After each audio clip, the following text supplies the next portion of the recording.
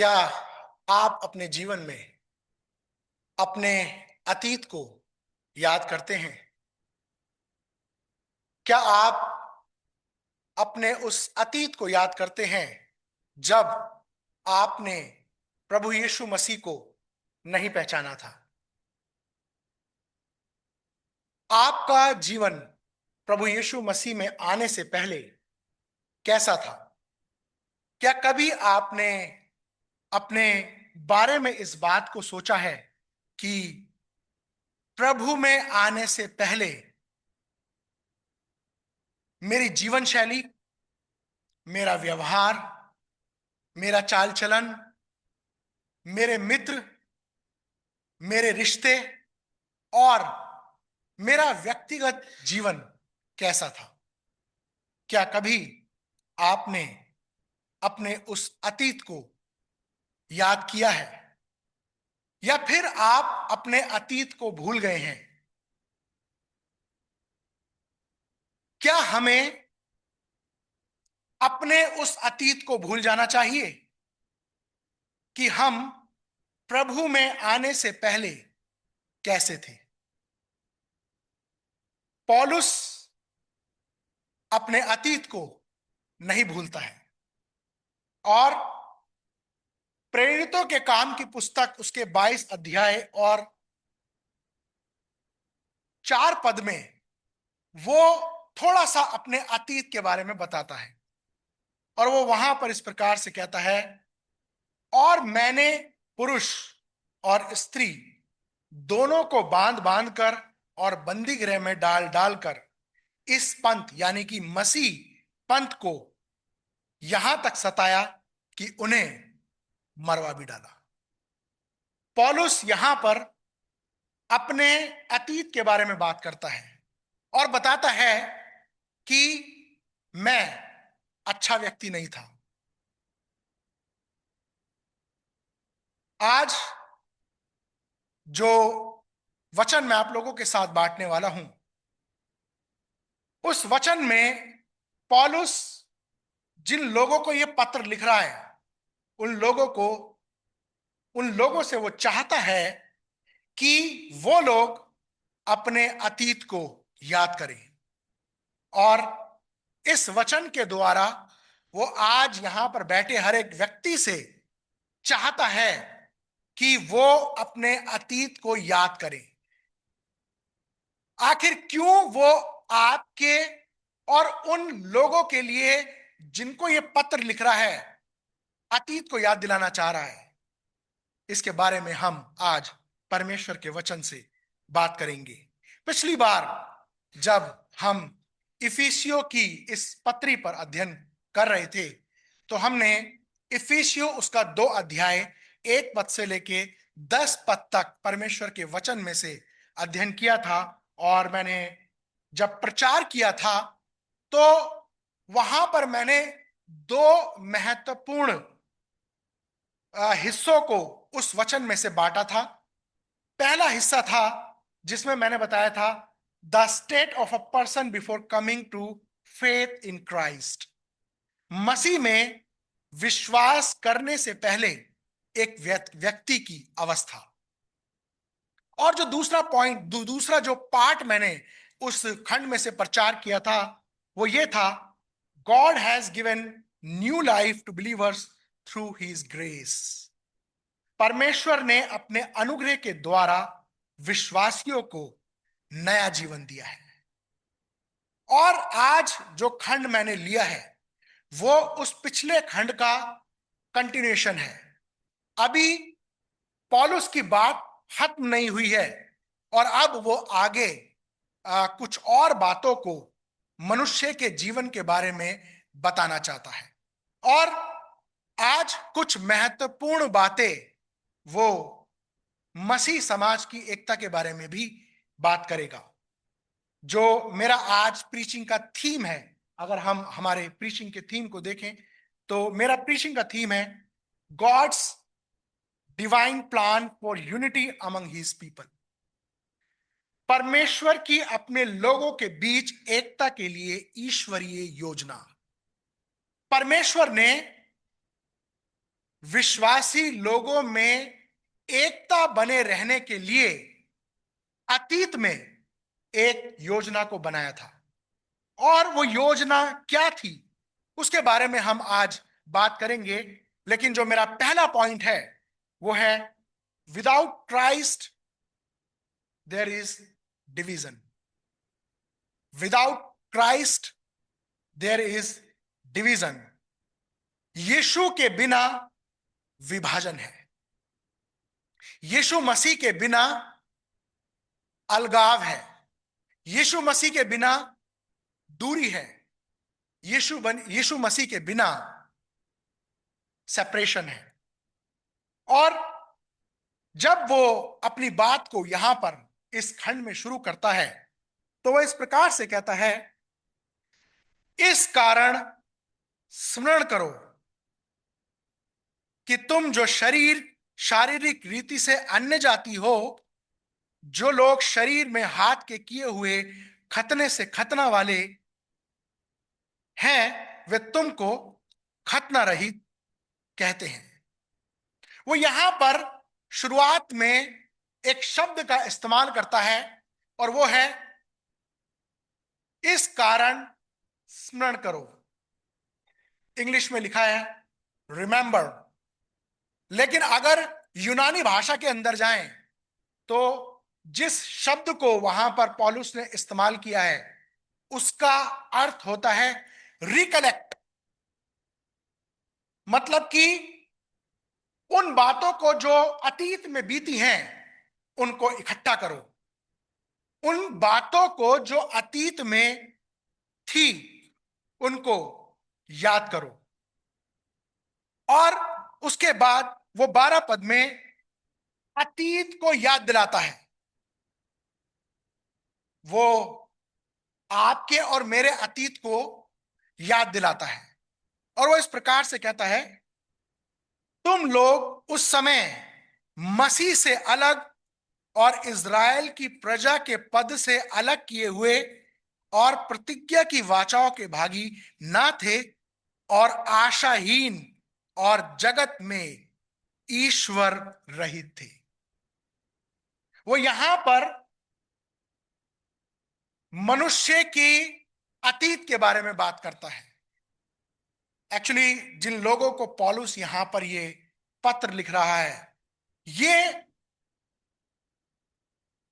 यहां पर अन्य जातियों को पत्र लिख रहा है और वो उन लोगों को यहां पर 5 बातें बताता है कि अतीत के अंदर तुम कैसे थे। और पहली चीज बताता है, वो कहता है सेपरेटेड फ्रॉम क्राइस्ट। तुम मसीह से अलग थे। दूसरी चीज बताता है, alienated from the commonwealth of Israel. मसीह जो इजरायली हैं, इजरायली कौम है, उनसे अलग थे। तीसरी चीज बताता है, stranger to the covenant of God. परमेश्वर की वाचा से, जिनके साथ परमेश्वर ने प्रतिज्ञा की थी, वाचा बांधी थी, तुम उससे भी बिल्कुल अनजान थे। चौथी बात कहता है, हैविंग नो होप। आपके पास कोई आशा नहीं थी। और फिर वो 5वीं बात कहता है कि विदाउट गॉड, तुम्हारे पास परमेश्वर नहीं था। आप ईश्वरीयहीन थे। और बताता है कि you were godless and hopeless. आपके जीवन में ना तो परमेश्वर था, ना कोई आशा थी, ना परमेश्वर ने जो वाचा अपने लोगों के साथ बांधी थी उसके आप भागी थे। आप अलग किए हुए थे, अनजान थे। आपका कोई सहायक नहीं था, आपकी कोई सुधि लेने वाला नहीं था। आप परमेश्वर से और उसके पुत्र से अलग किए हुए थे। ये मनुष्य की अतीत की स्थिति थी। आप और मैं अपने अतीत के बारे में बहुत अच्छे तरीके से जानते हैं। सोचिए आपका जीवन मसीह में आने से पहले कैसा था। आपका व्यवहार लोगों के साथ कैसा था। क्या आप ऐसी युक्तियां बनाते थे कि लोगों को धोखा देकर उनसे पैसा कमाया जाए, या आप किसी का बुरा चाहते थे, या आप वो तमाम वो कार्य करते थे जिसको परमेश्वर पसंद नहीं करता था। आप और मैं अपने बारे में बहुत अच्छे तरीके से जानते हैं कि हमारा जीवन कैसा था। सोचिए मसीह के बिना आपका जीवन कैसा था। आप होपलेस थे, हेल्पलेस थे एंड गॉडलेस थे। हमारे पास किसी भी प्रकार की आशा नहीं थी। हम बहुत ही दयनीय स्थिति में थे, और इससे बढ़कर हमारा अंत बहुत बुरा था मसीह में आने से पहले। लेकिन अब पौलुस यहां पर दोबारा याद दिलाता है। यहां पर पौलुस दोबारा एक बार फिर से कहता है कि स्मरण करो। और आगे अगर हम पढ़ें तो वो 13 पद में कहता है, पर अब, अगर हम इंग्लिश में पढ़ें तो वहां पर लिखा है नाउ रिमेंबर। वो कहता है कि अब याद करो। क्या याद करो? पर अब मसीह यीशु में तुम जो पहले दूर थे, मसीह के लहू के द्वारा निकट किए गए हो।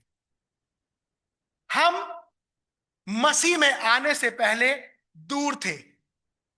पाप ने हमें परमेश्वर से दूर कर दिया था, और परमेश्वर के साथ हमारा अलगाव था।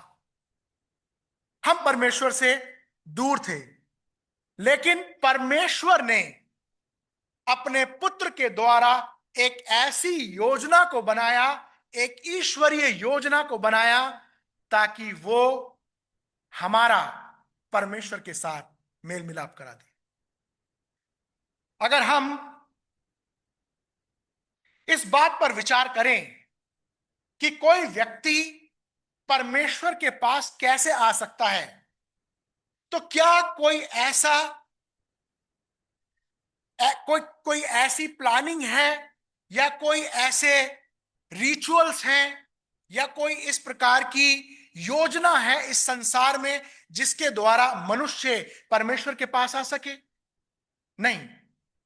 ऐसी कोई अन्य योजना, कोई ऐसे रीति रिवाज या कोई और तरीका परमेश्वर के पास आने का नहीं था। और एक ही तरीका था कि किसी को क्रूस पर आपके और मेरे लिए जान देना जरूरी था।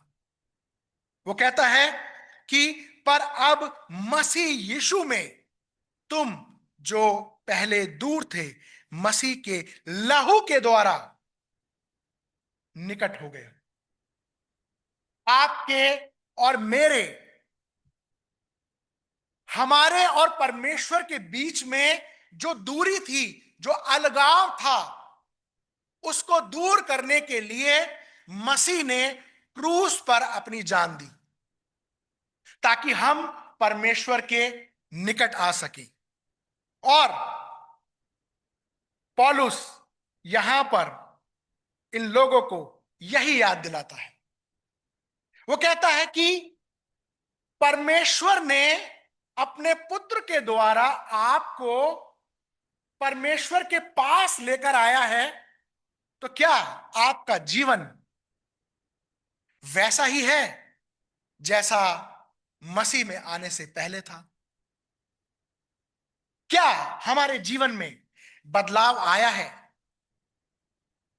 क्या हमारी जीवन शैली, हमारा व्यवहार, हमारा चाल चलन, हमारा व्यक्तिगत जीवन, क्या उसमें किसी प्रकार का बदलाव आया है?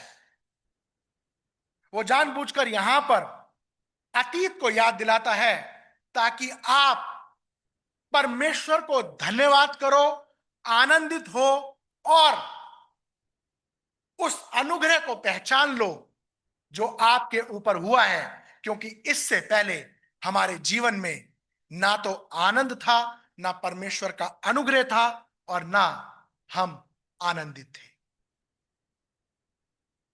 वो इसलिए यहां पर हमारे अतीत को याद दिलाता है ताकि हम आज के दिन इस बात को सोचकर परमेश्वर को धन्यवाद करें और उस आनंद को जो परमेश्वर ने हमें दिया है उसे पहचान ले, उसके उस अनुग्रह को पहचान ले और परमेश्वर को धन्यवाद दें कि परमेश्वर, मेरी स्थिति बहुत खराब थी लेकिन आज मैं आनंदित हूं, क्योंकि परमेश्वर ने उस अलगाव को, उस दूरी को दूर कर दिया है और वो हमें परमेश्वर के निकट लेकर आया है।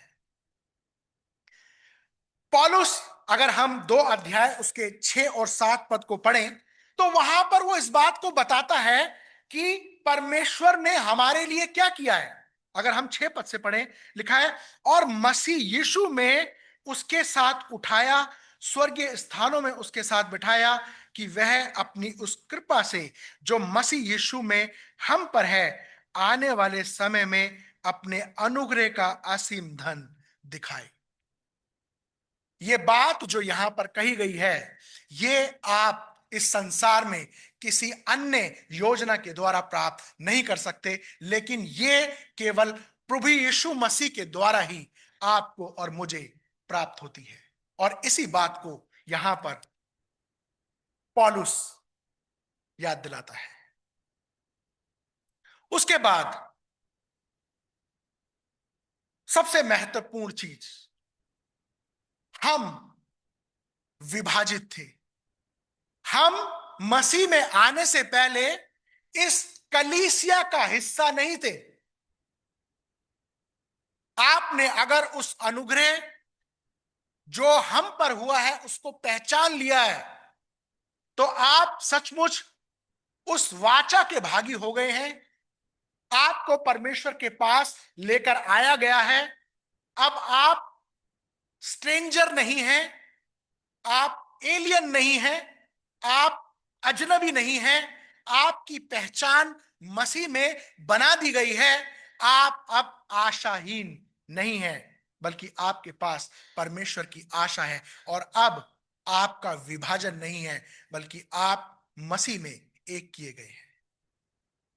इसलिए वो आगे उस एकता के बारे में बात करता है जो मेरा दूसरा पॉइंट है, और वो है with Christ there is unity. With Christ there is unity. मसीह के साथ एकता है। अब हम आगे पढ़ें 14 पद में, तो वो मसीह एकता के बारे में बात करता है। पौलुस कहता है 14 पद में, क्योंकि वही हमारा मेल है जिसने दोनों को एक कर लिया और अलग करने वाली दीवार को जो बीच में थी ढा दिया। यहां पर थोड़ा सा ट्रांसलेशन के अंदर गड़बड़ी है। अगर आप इंग्लिश स्टैंडर्ड वर्जन के अंदर आप पढ़ें तो वहां पर लिखा है for he himself is our peace. पर प्रभु यीशु मसीह के बारे में वहां पर लिखा है, या अगर हम हिंदी की ट्रांसलेशन के अंदर पढ़ें तो वहां लिखा है क्योंकि वही हमारा मेल है। लेकिन इंग्लिश की ट्रांसलेशन के अंदर लिखा है he himself is our peace. वो हमारी शांति है। और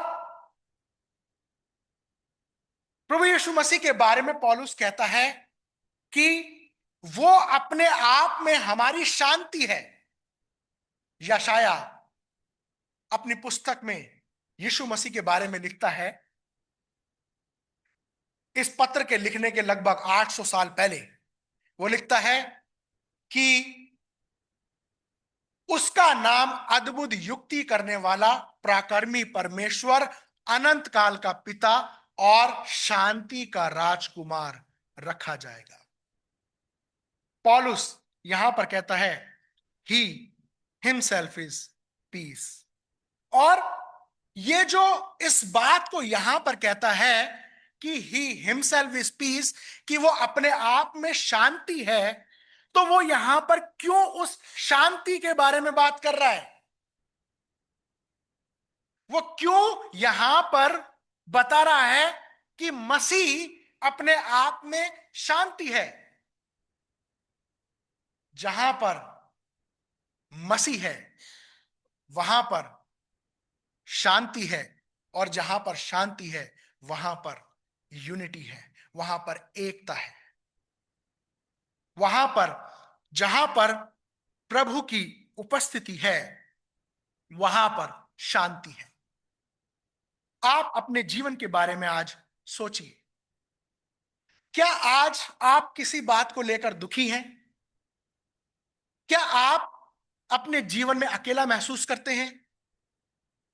क्या पारिवारिक समस्या, आर्थिक समस्या, घर को लेकर समस्या, जॉब को लेकर समस्या, किसी भी प्रकार की समस्या को लेकर आज आप अपने जीवन को जी रहे हैं?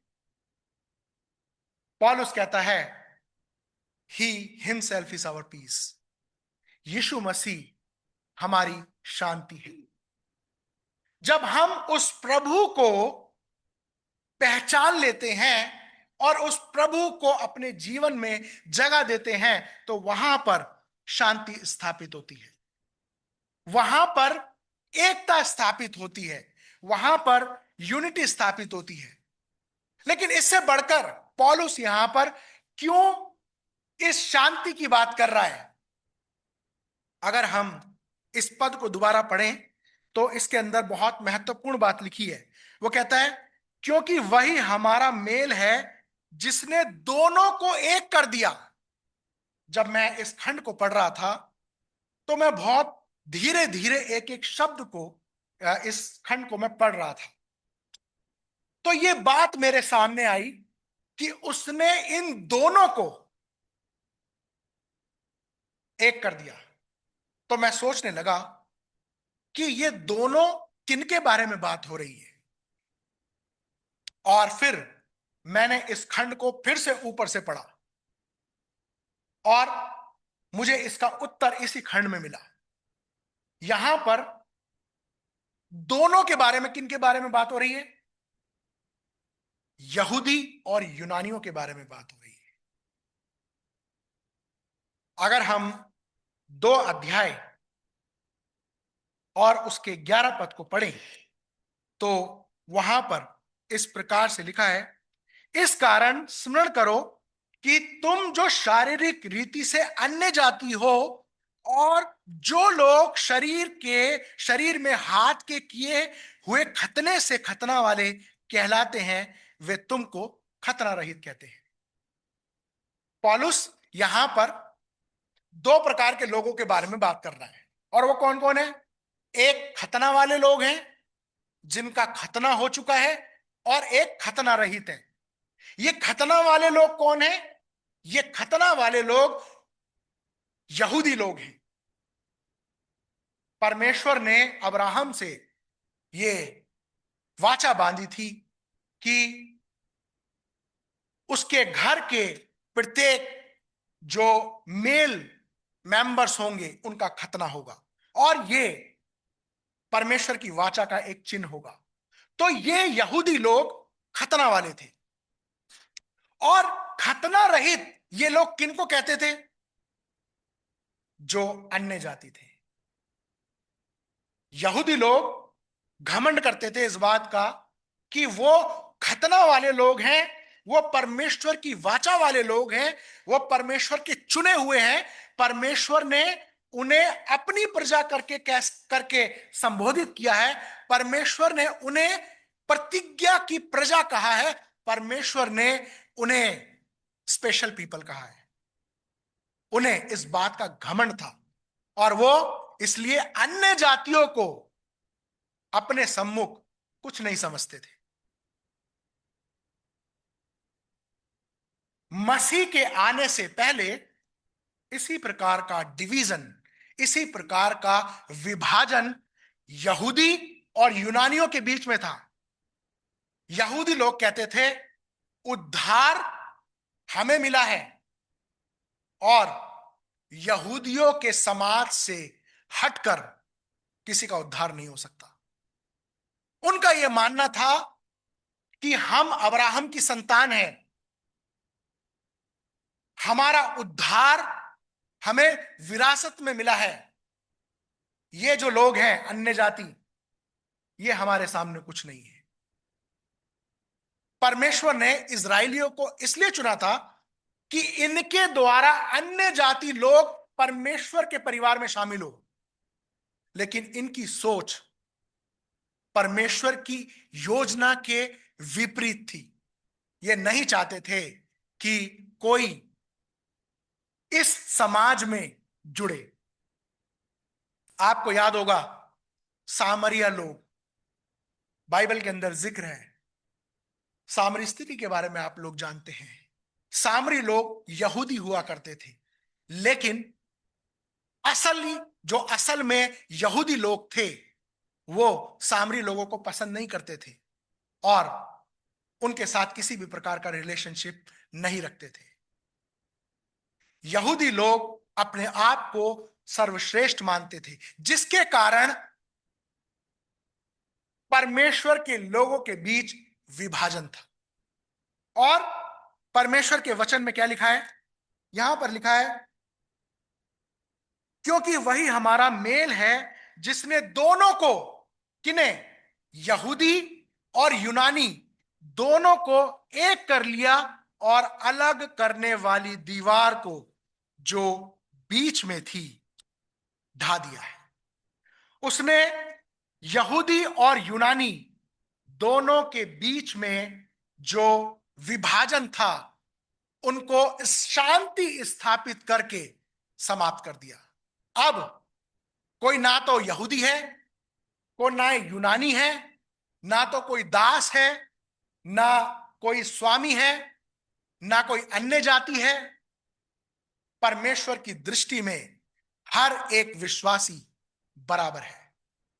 अभी जो देश के लिए प्रार्थना की गई, उस प्रार्थना में कहा गया कि इस देश में से जातिवाद समाप्त हो सके। हम परमेश्वर का धन्यवाद करते हैं कि परमेश्वर के भवन की चार दीवारी में जातिवाद का कोई स्थान नहीं है। यहां पर परमेश्वर की दृष्टि में सब बराबर हैं और परमेश्वर ने एक ऐसी कलीसिया की स्थापना की है जहां पर कोई डिवीजन नहीं होना चाहिए, जहां पर किसी भी प्रकार का विभाजन नहीं होना चाहिए, क्योंकि जहां मसीह है वहां पर शांति है। यीशु मसीह के बारे में यहां पर लिखा है, ही हिमसेल्फ इज पीस। जहां मसीह है वहां पर शांति है, जहां मसीह है वहां पर एकता है। प्रभु यीशु मसीह के विषय में यहां पर पौलुस आगे बहुत अच्छी बात कहता है और वो 15 पद में कहता है, और अपने शरीर में बैर अर्थात वह व्यवस्था जिसकी आज्ञाएं विधियों की रीति पर थी मिटा दिया, कि दोनों से अपने में एक नया मनुष्यत्व उत्पन्न करके मेल करा दे। ये नए मनुष्यत्व के बारे में यहां पर बात की जा रही है। क्या प्रभु यीशु पर विश्वास करने के बाद हमारे अंदर एक नया मनुष्यत्व उत्पन्न हुआ है, या फिर अभी भी हम उस अतीत में जी रहे हैं? क्या अभी भी हम उस पाप में अपने जीवन को व्यतीत कर रहे हैं? उसने मसीह के द्वारा हमारा परमेश्वर के साथ मेल मिलाप करा दिया और परमेश्वर के लोगों के बीच में शांति को स्थापित किया है। उसके बाद वो इस बात को कहता है 17 पद में, उसने आकर तुम्हें जो दूर थे और उन्हें जो निकट थे दोनों को मेल मिलाप का सुसमाचार सुनाया। अगर हम यहां पर परमेश्वर के वचन में देखें तो यहां पर लिखा है कि तुम जो दूर थे, अन्य जाति लोग, तुम जो परमेश्वर से दूर थे और जो पास थे, यानी कि यहूदी लोग, दोनों को शांति का सुसमाचार सुनाया। इसका मतलब उद्धार यीशु मसीह के द्वारा है, और जहां पर मसीह है वहां परमेश्वर की शांति है, प्रभु की शांति है, और जहां पर मसीह है वहां पर एकता है। अगर हम इस बात को, जो यहां पर पौलुस कहता है कि तुम जो दूर थे और जो पास थे, दोनों को मसीह ने आकर मेल मिलाप का सुसमाचार सुनाया, यानी कि शांति का सुसमाचार सुनाया। अगर हम आज के कॉन्टेक्स्ट में इस बात को कहें तो मसीह ने उन लोगों को, जिन लोगों के बीच में डिवीजन है, चाहे वो परिवार के सदस्यों के बीच में डिवीजन है, चाहे वो आपसी रिश्तों के अंदर किसी भी प्रकार का मतभेद है, विभाजन है, या फिर कलीसिया के लोगों के बीच में किसी भी प्रकार का मतभेद है, परिवार के लोगों के बीच में किसी भी प्रकार का विभाजन है, मसीह ने उनके बीच में आकर शांति का सुसमाचार सुनाया ताकि वो एक हो जाएं। आज के संदर्भ में मसीह स्वयं आकर यहां पर आप लोगों के बीच में शांति का सुसमाचार नहीं सुनाता है, बल्कि वो अपने लोगों के द्वारा उस शांति का सुसमाचार सुनाता है ताकि लोगों के बीच में से विभाजन खत्म हो सके और एकता स्थापित हो सके। आज आज के संदर्भ में अगर हम इस वचन को देखें तो मसीह ने आकर उन लोगों को जिनके बीच में विभाजन था, चाहे वो यहूदी यूनानी, चाहे परिवार के लोग, चाहे कलीसिया के लोग, चाहे मित्र या किसी भी प्रकार का रिश्ता है, उसने आज मसीह ने अपने लोगों के द्वारा उस शांति के सुसमाचार को सुनाया है। लेकिन कितने लोगों ने उस शांति के समाचार को एक्सेप्ट किया है? मैं आपको बताना चाहता हूं, ये शांति का समाचार, ये शांति का सुसमाचार मसीह अपने लोगों के द्वारा भविष्य में भी सुनाता रहेगा। क्यों? क्योंकि मसीह चाहता है कि उसके लोगों के बीच में एकता स्थापित हो सके, उसकी कलीसिया के बीच में एकता स्थापित हो सके। एक अच्छे परिवार का निर्माण, एक अच्छे परिवार कैसे फलवंत हो सकता है, एक अच्छी कलीसिया कैसे फलवंत हो सकती है? जब उनके बीच में मसीह है, जब उनके बीच में शांति है, जब उनके बीच में एकता है। वो उसी एकता के बारे में यहां पर बात करता है और वो कहता है, उसने आकर तुम्हें जो दूर थे और जो पास थे, दोनों को मेल मिलाप का सुसमाचार सुनाया। और 18 पद में कहता है, क्योंकि उसी के द्वारा हम दोनों की एक आत्मा में पिता के पास पहुंच होती है। अब परमेश्वर के पास पहुंचने के लिए और कोई रास्ता नहीं है, केवल मसीह है। आपको और मुझे उस मसीह को एक्सेप्ट करना है। हम अपने जीवन में बहुत बार इस बात को कहते हैं कि हम दुखी हैं, हम परेशान हैं, हमारे जीवन में शांति नहीं है। परमेश्वर का वचन बताता है, he himself is our peace. क्या मसीह सच में आपके जीवन में है? परमेश्वर का वचन बताता है, जहां मसीह है वहां शांति है। प्रभु यीशु मसीह ने इस संसार में से जाने से पहले अपने पिता से आपके लिए एक प्रार्थना करी थी, और वो प्रार्थना पढ़कर मैं समाप्त करूंगा। यदि आप यूहन्ना रचित सुसमाचार उसका 17 अध्याय निकालें, यूहन्ना 17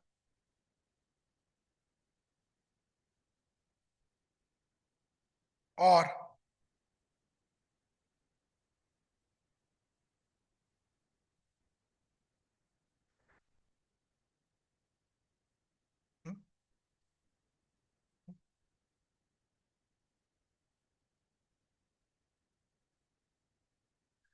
मैं उस रेफरेंस को लिखना भूल गया, लेकिन मैं आपके सामने पढ़ना चाहता हूं।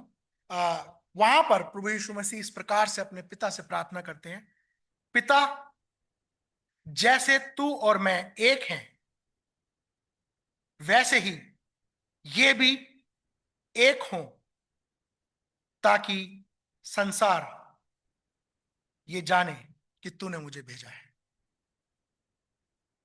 ये संसार इस कलीसिया को देखकर, इनकी यूनिटी को देखकर इस बात को जाने कि मसीह जिस पर ये लोग विश्वास करते हैं सचमुच परमेश्वर की ओर से भेजा हुआ है। परमेश्वर इन वचनों के द्वारा हम सभी को आशीष